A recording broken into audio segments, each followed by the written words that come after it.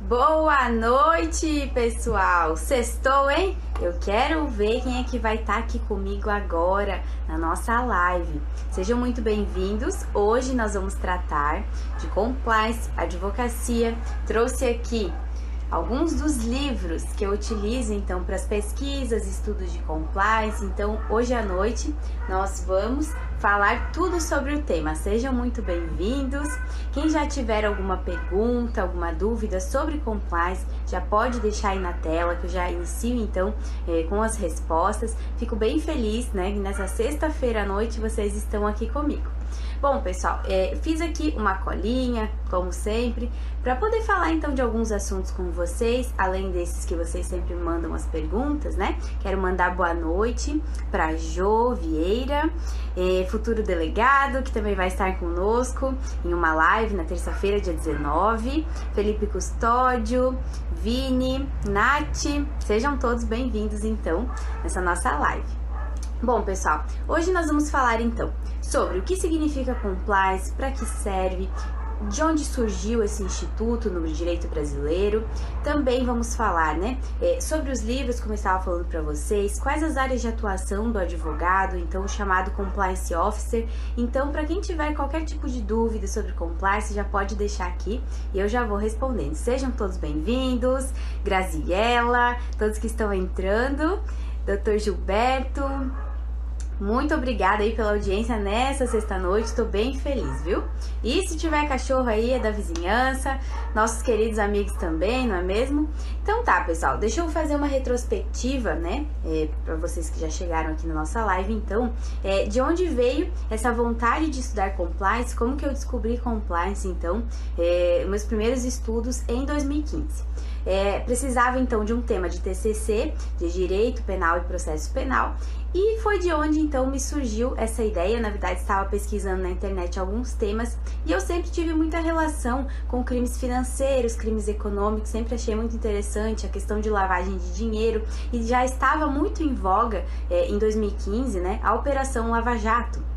Então, já vínhamos do caso Mensalão, estávamos em plena Operação Lava Jato, a Operação Lava Jato, e então me surgiu essa ideia, né, de que forma que eu vou falar de lavagem de dinheiro, porque a lei de lavagem de dinheiro, né, ou lavagem de capitais, como muitos falam, e eu também cito no livro, lavagem de capitais, então ela é uma lei mais antiga, então eu precisava inovar, né, precisava trazer alguma coisa relevante. E foi daí então que surgiu, e por isso que hoje eu trouxe para vocês os livros, que eu acho muito importante, né, a gente sempre referenciar os autores, aqueles que nos inspiram. Então hoje eu vou mostrar para vocês, esse aqui é o primeiro livro, olha só. A Carla Hall Benedetti, ela é uma advogada, esse aqui foi o estudo de doutorado dela, olha só. Criminal Compliance, e aqui nesse livro, pessoal, vocês podem ver, é um livro sucinto e foi o primeiro livro que eu descobri então que existia essa teoria na seara criminal. E aí fui estudando cada vez mais sobre compliance e achei muito interessante. Então, nesse livro aqui que eu trouxe para vocês, ela fala sobre um instrumento de prevenção criminal corporativa e é uma possibilidade de transferência da responsabilidade penal. Então, aqui, para quem gosta muito de penal, obrigada a todos que estão aí nos assistindo, sejam todos bem-vindos, fiquem aí comigo nessa live de hoje. E nesses estudos, então, ela fala sobre essa questão da responsabilização penal, né, de passar uma responsabilidade que seria minha, diretora de uma empresa, para outro responsável, né, ou realmente aquele que cometeu algum erro dentro da empresa, tá certo? Mas isso nós vamos nos aprofundar daqui a pouquinho, então, e eu vou falar o seguinte. Muitas pessoas estão provavelmente assistindo essa live porque não tem noção do que é compliance, o que significa, de onde veio, né? Então eu vou começar do princípio e já vou passar para vocês o seguinte. Compliance, claro, pelo próprio nome, é uma palavra em inglês, né? Advém dos Estados Unidos. E compliance surge de onde? Da crise, pessoal, da quebra da Bolsa de Nova York, né, em 1929, a primeira quebra.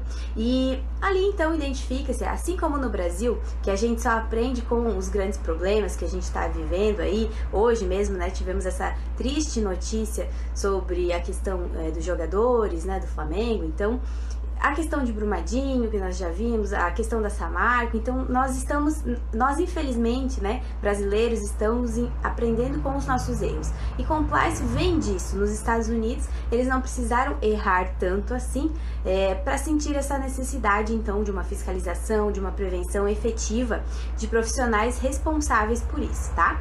Então, inicia a compliance no mercado financeiro, na bolsa de valores, na instabilidade financeira, e a partir disso, então, eles começam a identificar a necessidade de um profissional capacitado com habilidades técnicas, tanto no mercado financeiro, como na questão interpessoal também, com vários tipos de soft skills, que nós chamamos, né? Que são as habilidades, então, de cada profissional. E essa transferência de compliance para o Brasil, assim como todos os institutos que advêm de outros países, ela sofre, de certa forma, uma modificação, né? Porque falar sobre boas práticas, conduta, reputação aqui no Brasil, infelizmente, ainda não é visto como uma questão de prioridade, ainda é visto muito subjetivamente, né? Porque nós acreditamos ser éticos, então não precisamos fazer nada além disso. E, na verdade, esse jeito que nós trabalhamos já não é mais tão efetivo, e compliance está aí, então, para modificar essa ideia. E o que significa estar em compliance? Estar em compliance nada mais é do que estar em conformidade. Compliance vem do verbo to comply, que quer dizer estar em conformidade, estar de acordo com alguma coisa.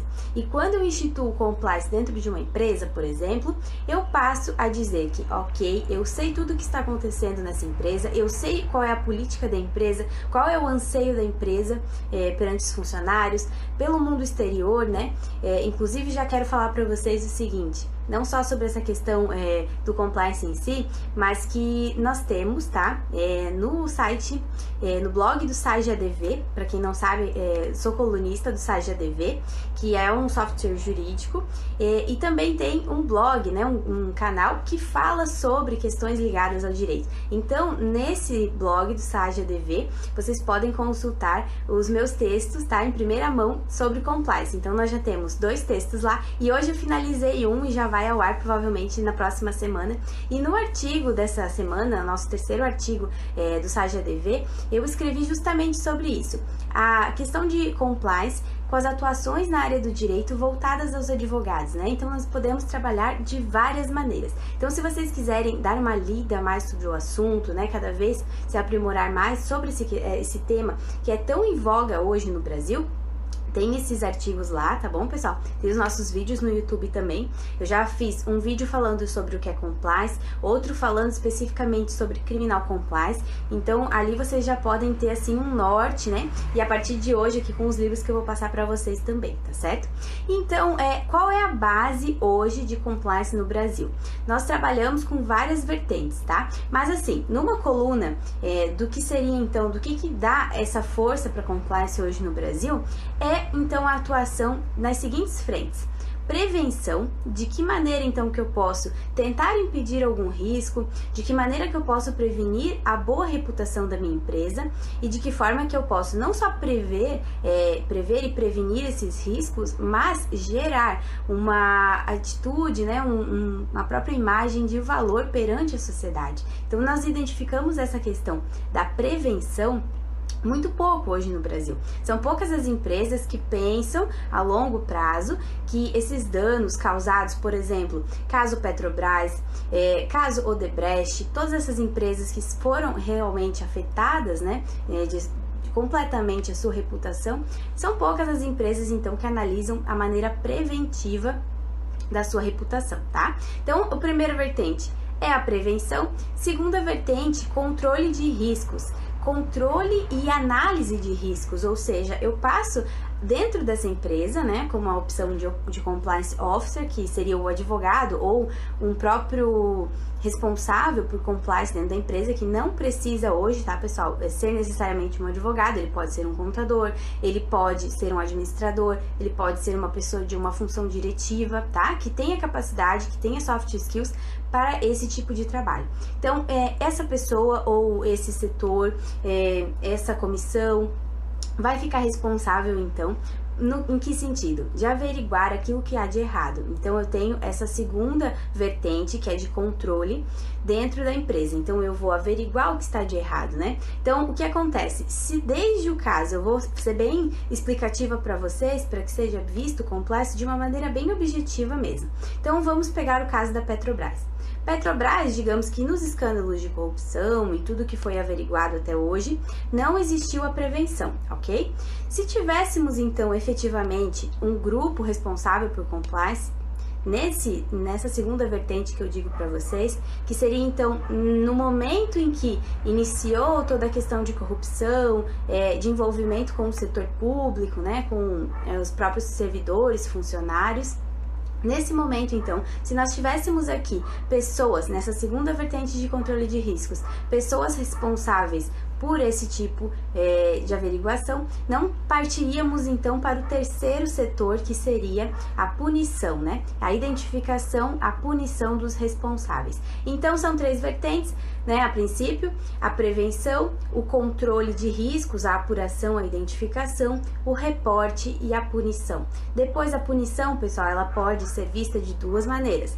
Dentro do setor, né? Ou seja, quem já tem instituído compliance dentro das empresas vai fazer de uma maneira administrativa.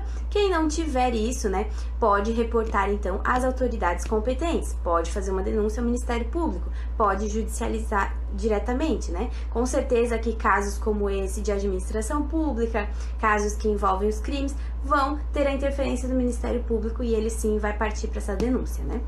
Então, a princípio, esses são os tipos de trabalho que você pode fazer dentro de compliance. Então, é muito interessante, como eu estava falando para vocês nesse artigo, que vai sair na próxima semana, provavelmente no site ADV, falei lá, a influência de compliance dentro de empresarial, dentro de direito do trabalho, dentro de direito ambiental, direito penal, que foi o que eu falei para vocês em relação à imputação de crimes, responsabilização dos agentes, dentro de direito civil, em todas as áreas de direito civil praticamente, responsabilização, a responsabilidade civil, contratos, família e sucessões, na parte de planejamento sucessório também, na parte de contratos, obrigações, vícios, identificação de vícios. Então, dentro de direito civil, muito interessante, dentro de direito do trabalho, já falei também, compliance trabalhista está muito em voga. Então, assim, agradecer aqui todos que estão assistindo a nossa live.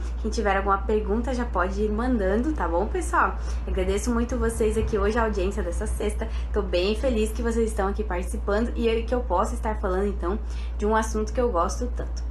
Então, pessoal, separei aqui já para o que serve, né? Vocês viram, então, para que serve, de onde surgiu, quais são as frentes de atuação em compliance. Então, eu acho que é muito importante também falarmos, antes de eu mostrar os livros para vocês aqui, que eu possa falar da questão da legislação. Hoje nós não possuímos um código de compliance ou um código de condutas, né? Um código legislativo apenas de compliance, apesar de que eu vejo que, assim como alguns direitos que foram adentrando então na nossa legislação, eu vejo que compliance possivelmente pode se tornar sim uma matéria à parte dentro da faculdade de Direito, dentro do curso de Direito, uma matriz diretiva, né, de estudos. Então, eu vejo isso de uma maneira bem significativa, porque nós podemos trabalhar compliance dentro de todas as áreas, então isso nos possibilita bastante. Quem está acompanhando a live, eu preciso que comente aqui se a transmissão tá legal, se tá bacana, se vocês me escutam. E também, quem quiser já deixar aí de qual cidade você é, o que você faz, se é advogado, se não é advogado, para eu ter uma noção também do público que me assiste aqui nessa live, tá certo, pessoal? Então, vamos falar de legislação. Não possuímos, então, um próprio código, né, anticorrupção, mas nós tivemos grandes avanços ao longo desses anos. Eu, como estudo desde 2015 esse tema, eu vejo isso avançar gradativamente e de uma forma muito positiva. A legislação em si, nós já podemos identificar as políticas de compliance, né, a questão toda da prevenção, nós já podemos identificar, nós não precisamos inventar a roda, nós já temos muita coisa já na Constituição, na nossa Constituição de 1988. E isso é bem identificado, pessoal, porque, assim, nós podemos analisar a prevenção, né, já nos direitos fundamentais. Então, ali já nos é dado uma grande instrumentalização de compliance em vários direitos, a própria questão do meio ambiente, a própria questão da administração pública, né, no artigo 37. Então, ali nós vimos dentro dos princípios essa efetivação de compliance, tá? E outra coisa também, já citando essa questão constitucional, o Pacto de San José da Costa Rica tem alguns artigos específicos que tratam desses princípios fundamentais, né? Porque quando a gente fala, por exemplo, que a administração pública tem aqueles princípios, né, que são o LIMP, todos os princípios, publicidade, transparência, isso. Obrigada, Célia, áudio e vídeo muito bom. Muito obrigada a todos que estão aí ao vivo, pessoal, eu tô bem feliz mesmo de estar falando esse assunto com vocês. É uma live que eu recebi muitos pedidos e hoje eu quero dar bastante dicas para vocês de verdade, tá? Acompanhem comigo até o final. E quando nós identificamos, então, dentro do próprio pacto, nós já temos a efetivação desses direitos fundamentais. Quando falamos de publicidade na administração pública, né, nós remetemos, então, à lei de acesso à informação, que é uma inovação, né, e que, querendo ou não, a gente pensa assim, mas para que inventar uma lei que ninguém vai cumprir, né? Mas se nós temos a legislação, fica muito mais fácil a fiscalização, fica muito mais fácil o próprio agente administrativo, aquele que está atrás do balcão, se identificar a responsabilidade que ele tem também com a informação pública. Então, todas essas legislações que nós estamos recebendo, que eu também vou falar hoje com vocês sobre a lei anticorrupção, né, que é a nova lei, digamos assim, que fala sobre compliance, que traz essa responsabilização, que fala da administração pública envolvendo, né, nesses casos, com as empresas. Então, tudo isso corrobora com o quê? No sentido de que cada dia mais o brasileiro tem estado consciente de que não basta só dizer que é ético, ele precisa fazer a ética acontecer de maneira efetiva. Então, não vejo assim que nós temos mais como voltar atrás. Hoje eu vejo compliance como o foco mesmo da anticorrupção. Hoje eu postei para vocês ali uma matéria que vai sair amanhã no jornal, aqui da minha cidade mesmo, de Itapema, Santa Catarina, e que fala o seguinte, o texto é esse: compliance no foco das medidas anticorrupção.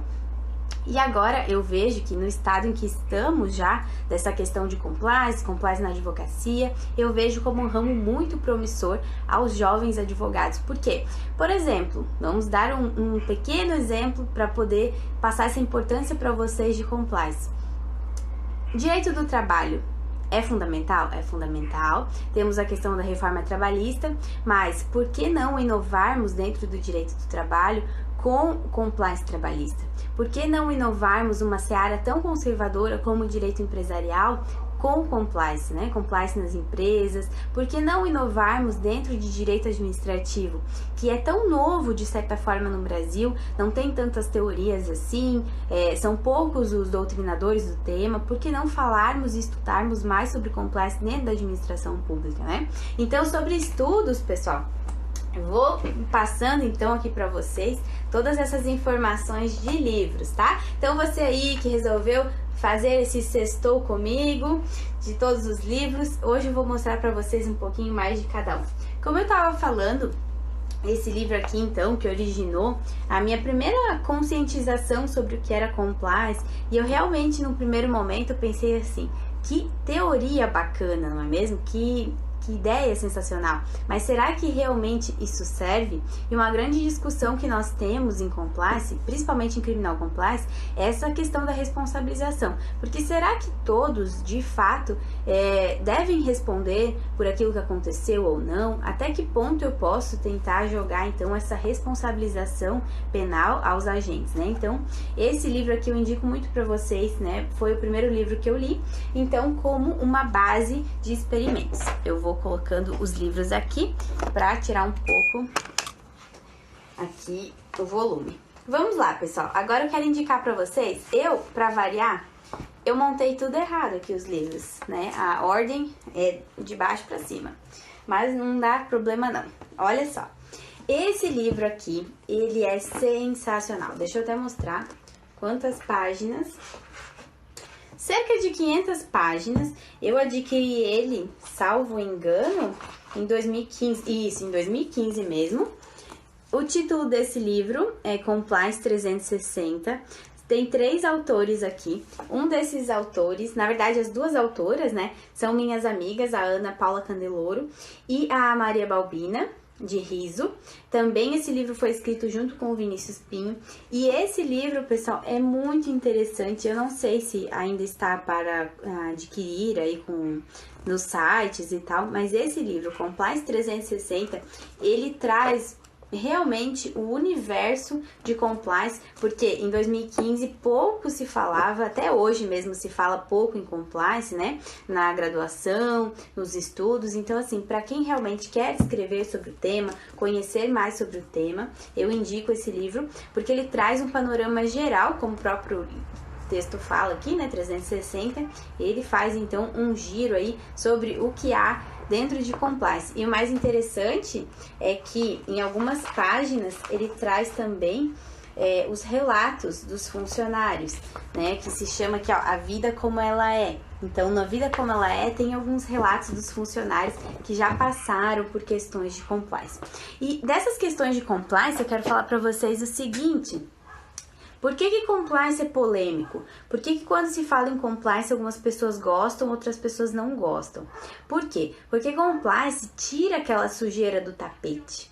Então, eu não sei se vocês que estão aí me assistindo têm conhecimento quanto a auditorias internas, quanto a fiscalização dentro de algum setor, mas compliance tira, então, de fato, a sujeira do tapete, ela levanta os responsáveis e ela faz pareceres, né, o compliance officer, o responsável, então, por esse setor, ele faz ali a averiguação de quem é o responsável, tá certo?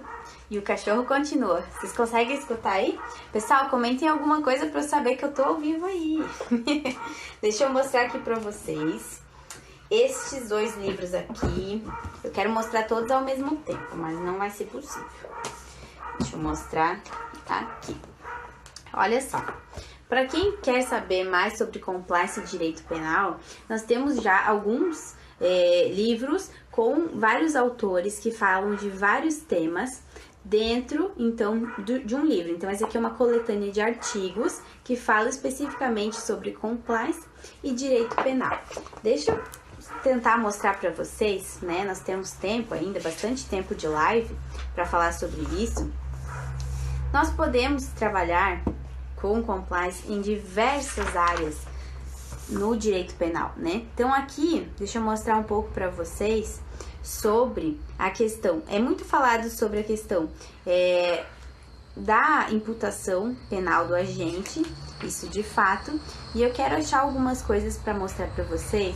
Fala-se muito sobre o direito financeiro, a lavagem de dinheiro, e também é muito interessante nós analisarmos o seguinte: quando falamos de compliance, né, sempre essa questão de trazer o direito internacional para o direito brasileiro. E a recepção nas normas brasileiras, elas não têm a mesma propriedade. Então, muitas vezes, aquela imputação que é feita nos Estados Unidos não vale para nós aqui no Brasil.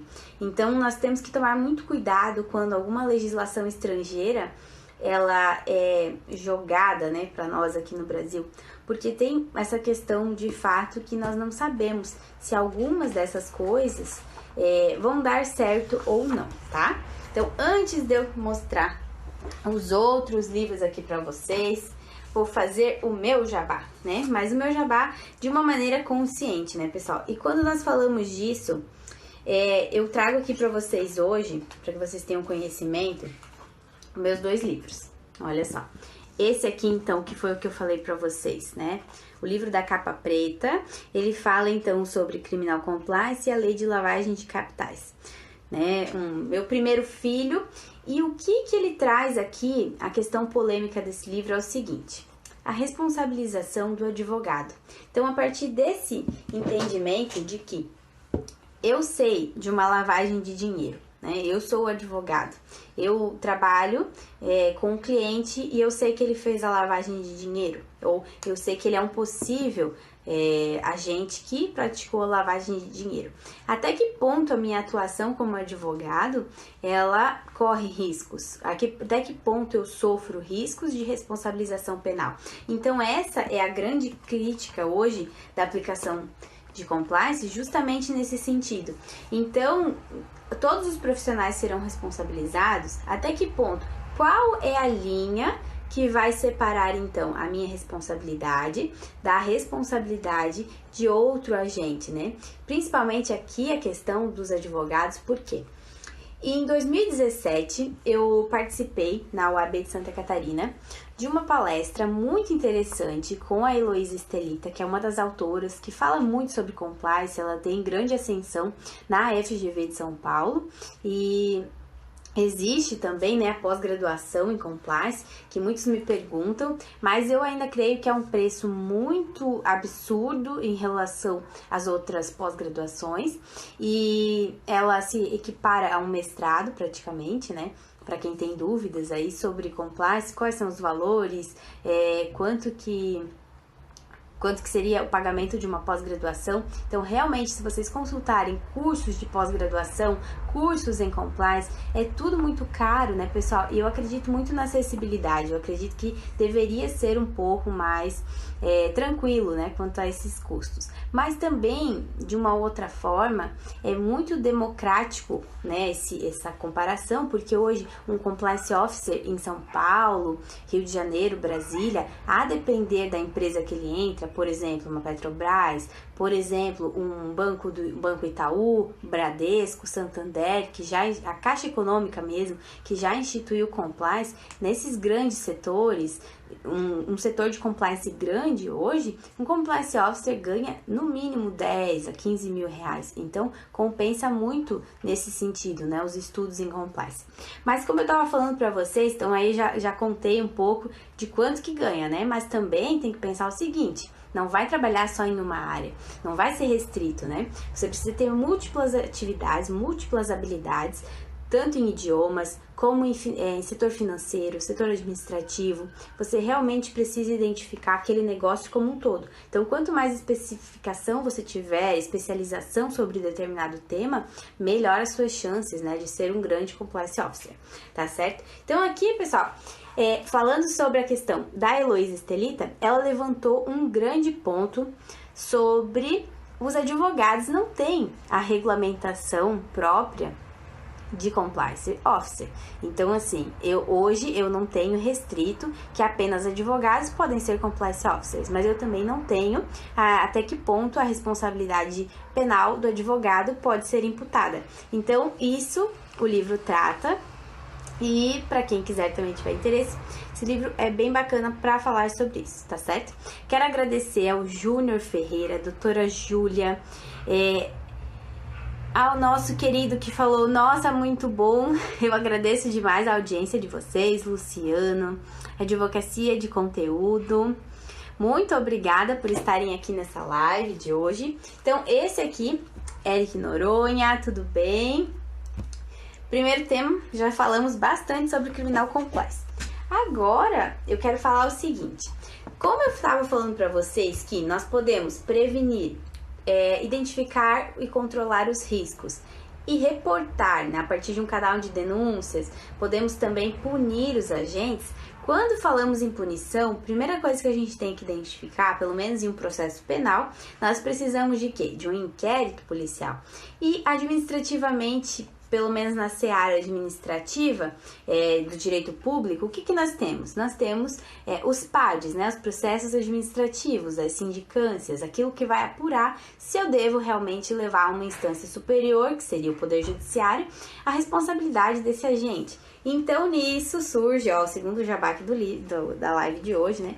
É sobre o segundo livro, então, esse meu livro novo, que fala sobre compliance e investigações internas. A capa branca, colorido, né? Que remete à questão de inovação, porque realmente é um tema novo. E o que falamos aqui nesse livro? Falamos sobre a polêmica. Por quê? Pedro, boa noite. Pedro Adão Porto Velho. Um grande beijo, Pedro. Muito obrigada por estar aqui acompanhando, viu? Fico bem feliz. O que fala então a questão desse livro aqui, que se chama Compliance e Investigações Internas? Por quê?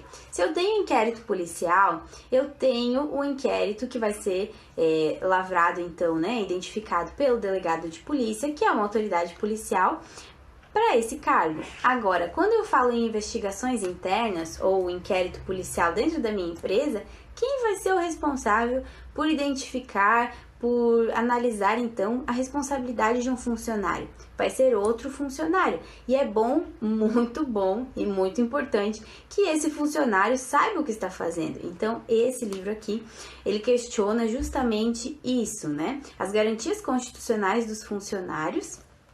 O vídeo está falhando. Está falhando em que sentido, pessoal? A imagem está ruim? Digam aí o que está acontecendo. Me comentem aí, por favor, se está falhando, tá? Já digam aí pra mim, tá bom?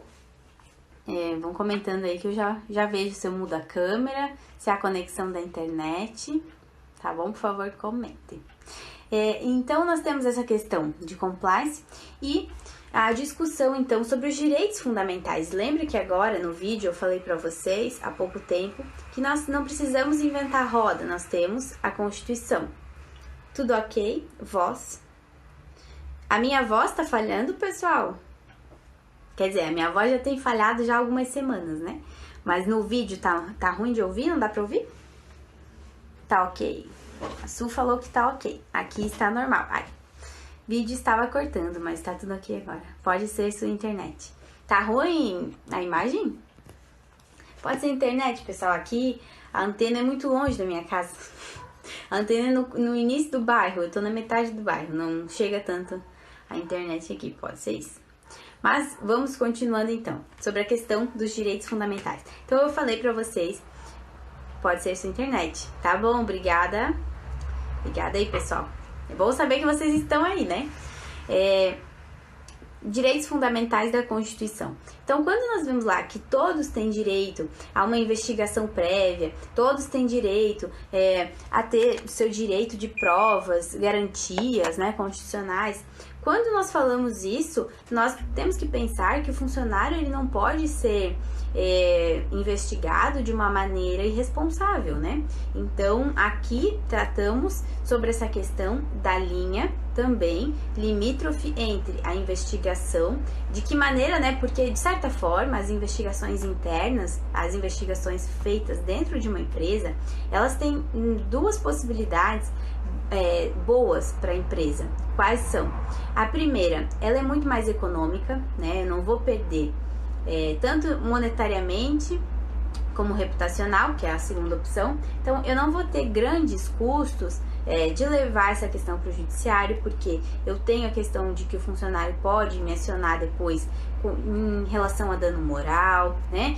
Questão de dar a conta ao funcionário, né? Fazer a demissão dele, ou advertência, suspensão, tudo isso gera prejuízos econômicos à empresa, né? E o segundo fator que leva a empresa a fazer administrativamente é que, como eu estava falando para vocês, casos de corrupção, todos os casos que envolvem judicialização de algo, acaba diminuindo o valor da empresa. Então, se essa empresa é uma SA, se ela está no mercado de ações, o que tende a acontecer? Tende a cair as ações. A Petrobras foi assim que aconteceu, né? Então, hoje, quando vocês escutam, a Petrobras, ela está num grande desafio, ela implementou o compliance dentro das empresas, ela investe forte, ela investe pesado, assim como a Odebrecht também, cerca de 68 milhões, tá? No ano passado, eles investiram em políticas de compliance. Então, para você ver que a corrupção, ela não tira só no momento aquele valor da empresa, não, ela vai tirar muito mais, porque é muito fácil você construir a imagem boa de uma empresa, de um profissional. Digamos que não é tão difícil como tentar reverter a imagem pesada, aquela imagem ruim que a empresa ou o profissional acabou fazendo então para a empresa, né? Então, acarretando toda atitude ilícita, todo mal, ele acaba então pesando nessa imagem. Então, por isso que as empresas têm optado então por fazer essas investigações internas. para quem trabalha com direito público, vai saber entender direitinho essa questão que eu tô falando de compliance no seguinte sentido. No município, eu tenho essa experiência de 4 anos dentro de municípios e dentro de município existe o quê? Uma auditoria interna, né? Um controle interno. E esse controle interno, ele reporta ao prefeito e à procuradoria jurídica também todos os responsáveis, aquilo que vem acontecendo de errado, e ele também repassa as informações ao Tribunal de Contas. Então, basicamente, dentro de uma empresa é feito isso. O responsável vai passar para o seu superior, aquele alto escalão que nós chamamos, então, ele vai repassar isso a entidade maior ali, né, aquele responsável, para que ele tome então as atitudes. Então, se ficar averiguado, tem 2 questões.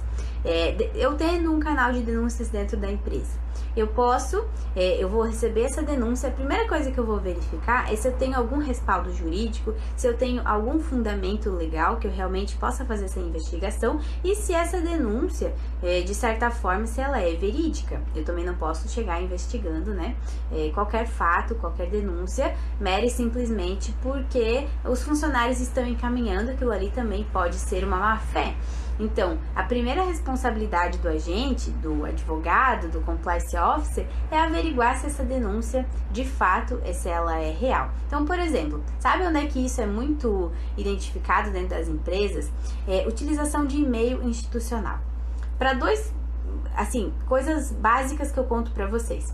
Utilização de concorrência, ou seja, não é de hoje que nós vemos funcionários utilizando e-mails institucionais para passar informações das empresas, que as empresas concorrentes. Então, quando eu assino um contrato, eu assino aquele sigilo da empresa, eu assino a responsabilidade de que eu não vou passar informações confidenciais, informações de concorrência para outras empresas. Então, eu assino esse compromisso e assim fico compromissado com todas as informações que eu repassar por e-mail.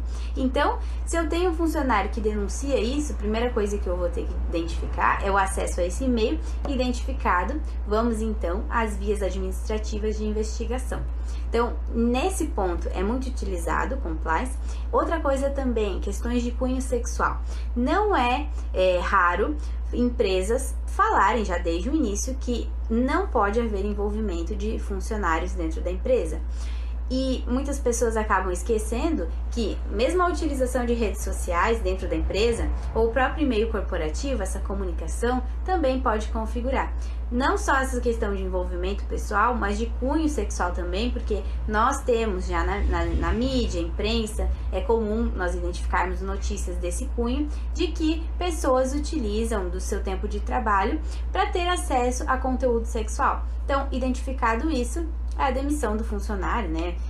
Sempre seguindo a seara trabalhista, a advertência, a suspensão, depois disso a demissão fundamentada, ela é plenamente possível, né? Então, e o que aí fica mais uma questão que eu quero falar para vocês sobre os regimentos internos, né? Por que muitos falam que você tem que aplicar um plano de compliance à sua empresa, né? Que você tem que então instituir políticas de compliance, que você tem que ter um regimento interno para falar sobre esse tema, porque ali você identifica desde o diretor, o presidente, aquele alto escalão, até o funcionário, o estagiário, o aprendiz, tudo o que não é permitido pela imagem da empresa, pelo coração da empresa, porque eu tenho a legislação civil, a legislação trabalhista, eu tenho a legislação da própria anticorrupção, né, que permeia então essa questão do direito público. Mas por que é importante eu ter uma regulamentação, um programa de compliance instituído dentro da minha empresa?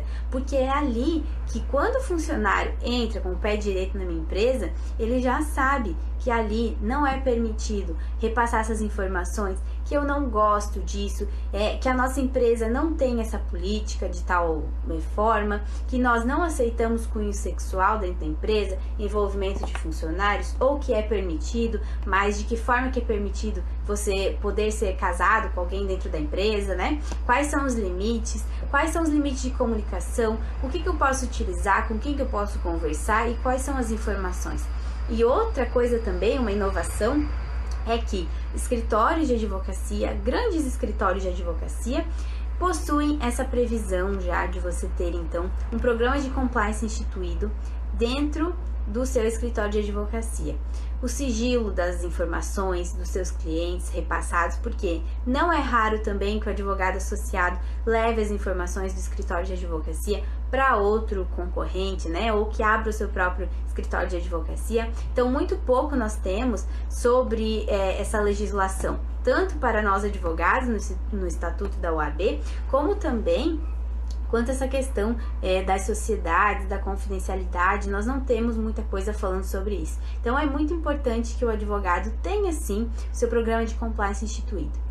Como eu estava falando, a doutora Carla, desse livro que trata de criminal compliance, ela utiliza, e aí fica a dúvida, né, se você apoia ou não, ela utiliza um termo de responsabilidade ao estagiário, ao advogado associado e a responsabilização destes se vazar alguma informação, se houver esse carregamento de clientes para outro escritório. Então, tem sim toda essa questão. Então, nós temos muito ainda que conversar sobre compliance, sobre esse universo, tudo muito novo, falta muita regulamentação, mas estamos avançando aí, pessoal. Então, falei para vocês desse livro e vou agora passar para os novos livros que eu adquiri nesse último ano. Claro que eu tô mostrando aqui para vocês livros físicos, conteúdo físico, mas a grande massa que nós temos de conteúdo é sim pela internet, por e-books, por cursos da internet mesmo, e tudo acessível para vocês, né? Eu tenho aqui esse livro, Compliance como instrumento de prevenção e combate à corrupção.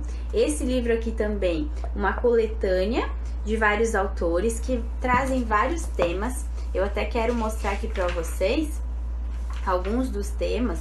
Por exemplo, esse aqui é bem interessante porque ele traz uma gama de assuntos da qual fica interessante a gente... Doutora, na prática consegue-se provar essa falta de ética? Depende muito em que situação. Se você me pontuar uma dúvida assim mais específica sobre essa questão da falta de ética, eu consigo te pontuar sim, com certeza, né? Se na prática consegue provar essa falta de ética. Porque, assim, o que eu tiver regulamentado, por exemplo, eu assinei o termo de compromisso dentro do escritório de advocacia, nesse sentido de compliance. Aquilo tem que estar bem específico, assim como todo o contrato, porque senão causa também a nulidade. Então, todo assunto que envolve compliance vai ter essa polêmica. Porque, de certa forma, ele está buscando um ok, né? Estar ainda mais válido, só que se ele não tiver ali todas as cláusulas bem certinhas, né, concretas do que é vedado, do que é permitido, aí também fica nulo o contrato, né, o termo de compromisso. Acaba também comprometendo. Eu tenho que deixar bem específico o que não pode, tá? Isso é muito importante. Como eu tava falando aqui pra vocês, alguns temas interessantes, né? A lei anticorrupção, a questão de compliance na campanha eleitoral. Nós temos muito ainda que falar sobre direito eleitoral, porque poucos gostam do tema, mas eu acredito que isso vem mudando, né? Com a última eleição eu vi que teve muito envolvimento das mídias e o pessoal diz que é chato falar de política, mas de certa forma acaba sendo interessante porque busca-se então falar sobre assuntos que não eram falados, né? Então aqui a gente vê um artigo que fala sobre compliance e campanha eleitoral. Aspectos controvertidos da delação premiada, colaboração premiada, totalmente em voga também. Fala-se muito sobre corrupção, fala-se sobre o sistema de gestão anti-suborno, sobre os escritórios. Olha só, é o que eu estava falando para vocês. Tem aqui um artigo que fala já sobre isso, que é a lei anticorrupção nos escritórios de advocacia, a importância de compliance. Então vejam que esse assunto está em ascensão. Então quem busca temas de TCC, tanto para graduação como pós-graduação, é um grande tema a se falar também. Responsabilidade civil da pessoa jurídica, para quem gosta de direito penal, isso é muito trabalhado, né? Enriquecimento ilícito, temos alguns artigos aqui em italiano, o marco normativo no Paraguai, o FCPA, que também é muito falado em compliance. Então, essa é a dica de livro. E eu quero mostrar esses dois livros em conjunto para vocês. Esse aqui, ó, Compliance, Ética, Responsabilidade Social e Empresarial. E esse aqui, ó, Compliance, Gestão de Riscos e Combate à Corrupção. Integridade para o Desenvolvimento. Tem vários outros livros no mercado, tá, pessoal? Mas eu tô trazendo aqui para vocês só para que tenham uma noção de que artigos que nós temos para falar sobre esses temas. Então, assim, o que eu achei desses livros aqui que eu tô agora utilizando para finalizar a monografia de Direito Imobiliário, que eu fiz a pós-graduação agora. Então eu vou falar sobre Compliance e Direito Imobiliário, porque eu não podia perder essa oportunidade de falar sobre Compliance. E ainda mais na seara de Direito Imobiliário, que é um ramo novo, assim, quando se fala de due diligence. Eu falei esses dias nos stories para vocês que cada vez mais dentro de direito imobiliário tem se buscado a prevenção da contratação, compra e venda, contratos de imóveis, né? A matrícula imobiliária, fazer toda aquela pesquisa mesmo de quem vai comprar, de quem vai vender. Então isso vai ser muito tratado, né, nesse meu próximo TCC. Então eu estou utilizando esses livros. Esse aqui, pessoal, para você que quer mesmo assim, ó, pro advogado, pro operador do direito, que não vai fazer nenhum tema específico, não vai escrever sobre isso, esse livro é bem legal, porque ele fala também da parte empresarial. Então ele traz aqui de uma maneira bem simplificada, assim, não simples assim, né? Mas ele traz de uma maneira mais didática assuntos como a delação premiada, acordo de leniência, lobby, agentes reguladores, accountability, que é uma questão dentro de compliance, cultura organizacional, associações de classe. Então aqui é muito ligado a direito empresarial, então para quem tem interesse sobre esse tema, tá? E já vamos aí para os 10 minutos finais. Quem tiver alguma dúvida sobre o tema, aproveita para encaminhar aqui a sua mensagem. Pessoal, muito obrigada, tá? Todos que estão mandando aí coraçãozinho, que estão acenando. Eu aceno aqui para vocês também, muito obrigada. E também eu já quero aproveitar que vocês estão aí me assistindo para saber quem que já é inscrito no nosso canal. Porque o nosso canal do YouTube está chegando a 10 mil inscritos. Olha, cada dia uma felicidade ver aqueles números aumentando. E porque assim, todas essas lives que eu faço aqui com vocês, eu fiz um compromisso de fazer uma live semanal com vocês. Para as próximas semanas temos convidados especiais, já vou divulgar isso para vocês. Mas esses vídeos que eu faço aqui com vocês, eu faço vários lá no YouTube. Então, se você ainda não é inscrito, aproveita, já tem um link assim na entrada do nosso canal ali, YouTube/Mundo do Direito. Então, se você ainda não é inscrito, aproveita. Por quê? Lá eu tenho mais tempo para passar para vocês todas essas informações. Temos a nossa playlist Iniciando na Advocacia. Hoje chegamos ao vídeo número 29, ou seja, 29 vídeos com dicas para iniciantes na advocacia. Muito interessante, pessoal. Vale mesmo a pena que vocês vejam isso. Para a preparação da OAB também temos vídeos falando sobre esses determinados temas. Esses livros, eu mostrei aqui para vocês alguns livros, mas toda semana tem indicação de livro novo no canal. Então já fica aqui também minha indicação para vocês do nosso canal no YouTube, tá bom? Vamos lá. Passando aqui esse livro para vocês, Compliance, Gestão de Riscos e Combate à Corrupção. Esse aqui também é uma gama de artigos também de vários autores, olha só, falando sobre compliance. Então, também estou utilizando ele. Não utilizei muitos artigos porque, como eu falei para vocês, o meu tema ele é imobiliário. Então, ali se fala muito mais sobre empresarial. E por fim, olha só, tô até sem livros aqui. Gente, eu tô muito apegada nesse livro aqui, que ele é novo, ele é de 2018-19, ó. Manual de Compliance. E vejam só o tamanho desse livro.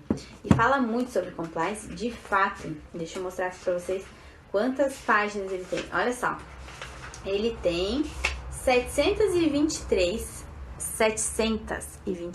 páginas só sobre compliance, reunindo também muitos temas sobre compliance. Eu vou aproveitar que eu tenho algum tempinho aqui para mostrar para vocês um pouco do que tem aqui, para quem realmente quer identificar, quer fazer pesquisas sobre esse tema, quer saber, né? Porque eu vejo que, eu não sei se tem alguns estudantes de graduação, se tiver já me mandem aí, se vocês são da graduação, se não são, para que eu possa falar um pouco mais sobre isso com vocês e mostrar alguns assuntos aqui. Foi bem dividido esse livro, eu gostei bastante, porque ele dividiu o seguinte, em governança, risco e compliance.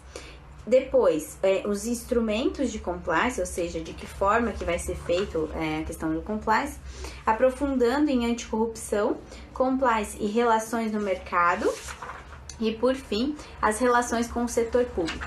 Então, como vocês podem identificar, dentro de compliance, você pode sim trabalhar em vários ramos, tá? Não deixem de ler o artigo do Sage ADV que vai sair então para a próxima semana sobre isso, tá? Eu escrevi sobre compliance e os ramos do direito, então, para os advogados. Então aqui, pessoal, falando sobre governança corporativa, gestão de riscos, due diligence que eu falei para vocês, né, na anticorrupção, para prestadores de serviços, então com o setor público, o terceiro intermediário, as linhas éticas que foi me questionado aqui no vídeo de hoje, as investigações internas que eu acabei de falar com vocês, auditoria, uso de softwares para compliance, né? Hoje nós falamos muito sobre blockchain também, e isso tem muito a ver com a questão de prevenção em compliance. Olha só, tá na graduação, querido, muito legal. E assim, quem tem interesse, principalmente artigos científicos, é muito bacana falar sobre esse tema, tá, pessoal? Falar sobre compliance em si. Os custos do não compliance também, então uma série mesmo de temas interessantes para vocês. E finalizando, pessoal, já vamos então para os 5 minutos finais da nossa live de hoje. Fico muito feliz que vocês tenham acompanhado, mesmo que o dia não seja muito favorecido, porque sexta-feira ninguém aguenta mais, né? Tanto conteúdo, tanta informação, tantos estudos. Mas eu quero falar o seguinte, aos profissionais, advogados, né, que desejam ampliar sua atuação, passar para a profissão de Compliance Officer, é muito importante. E nesse texto que eu falei para vocês que escrevi também que não adianta só termos então a capacitação técnica, é muito importante que nós tenhamos a capacitação de habilidades pessoais. Então, quem quer empreender, né, nessa questão do Compliance Officer, de trabalhar com isso especificamente, tem que ter muitas habilidades emocionais. Por quê? Compliance, como eu falei no início do vídeo, ele não é muito bem visto pelos funcionários, porque é visto como uma obrigação que a empresa tem que passar para eles, que eles têm alguém que está supervisionando eles, que está mandando fazer alguma coisa, né? Ai, que chato isso de compliance. E realmente é chato mesmo, quando a gente vê depois no jornal que aquela empresa acabou em corrupção. Realmente tem que ser chato de alguma maneira, né? Mas de uma maneira positiva. Então, tem que ter habilidades emocionais, que nem todos serão receptivos a isso dentro de uma empresa, dentro de um setor público, e isso é normal, né?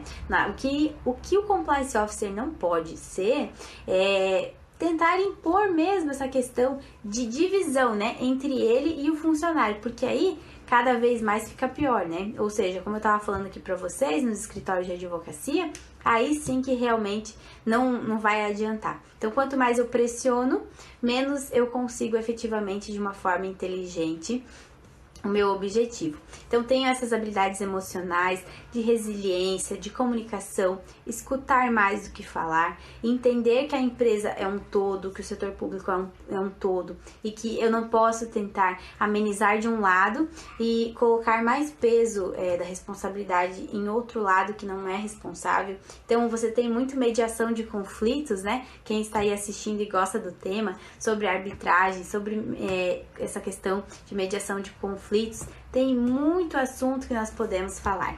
Pessoal, vamos encerrando a nossa live de hoje. Eu agradeço demais a companhia de vocês aqui. Na semana que vem temos convidados, então para as próximas semanas já temos 2 convidados especiais confirmados. Um é o Dr. Emanuel Salles, para quem não conhece, né, advogado.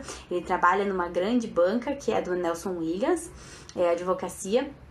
Já eu vou fazer os stories aí para vocês anunciando. E na outra terça temos o futuro delegado que está aqui com a gente, também online, para falar sobre preparação para a OAB. Também é advogado e, como o próprio Instagram diz, futuro delegado, vamos passar várias dicas para vocês, principalmente primeira e segunda fase, também quem tiver interesse em segunda fase constitucional. Então já temos as duas próximas terças-feiras agendadas aí então para falar sobre esse tema.